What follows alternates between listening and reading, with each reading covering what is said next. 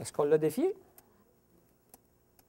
Oui, à 76 cette fois-ci, plutôt que 54. Alors là, on a continué.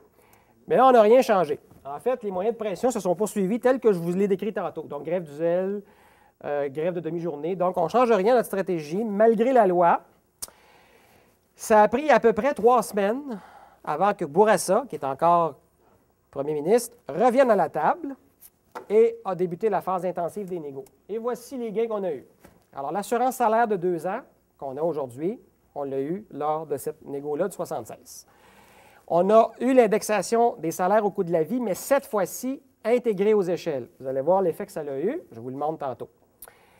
Ça a fait qu'à la signature de la Convention, tout le monde dans le secteur public a eu une augmentation de salaire de 26,5 %. Donc, à la signature, et en plus de ça, les autres années, on a eu d'autres augmentations sur 4 ans, si bien que le total d'augmentation salariale qu'on a obtenu sur 4 ans lors de cette négo-là est de 46,4 %.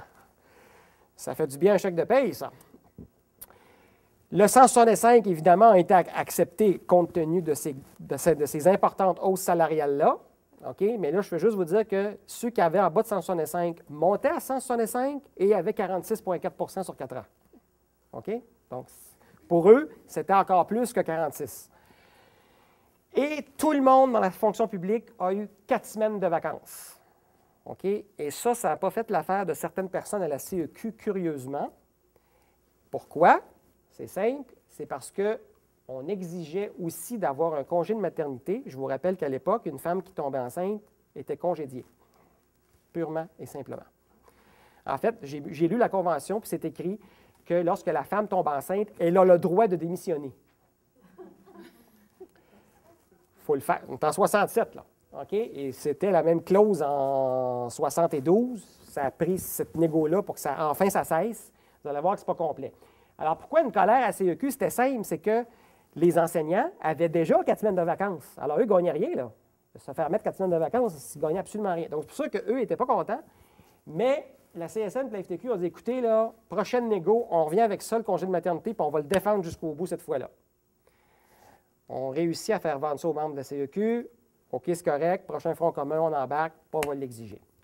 Entre-temps, nous avons eu une petite compensation, si on veut, parce que cette fois-là, les femmes ont obtenu un congé de maternité sans solde de 17 semaines. Donc, au moins, tu n'étais pas obligé de signer une démission, là. C'était un tout petit pas, mais un pas tout de même. Alors, arrive ensuite, donc c'est ce que je disais, le congé sans solde de 17 semaines, et on obtient une sécurité complète dans le secteur de l'éducation cette fois-ci. Donc, il n'y a plus de mise à pied. Si vous êtes mis à pied parce qu'il y a un surplus de personnel, vous allez sur la liste de remplacement et là, on peut vous donner un poste, mais là, c'était dans toute la province. Il faudra attendre une autre négo pour que la règle du 50 km s'applique. OK? Ce n'est pas à cette négo-là qu'on l'a eu. Mais là, on a fait quand même un gros pas là.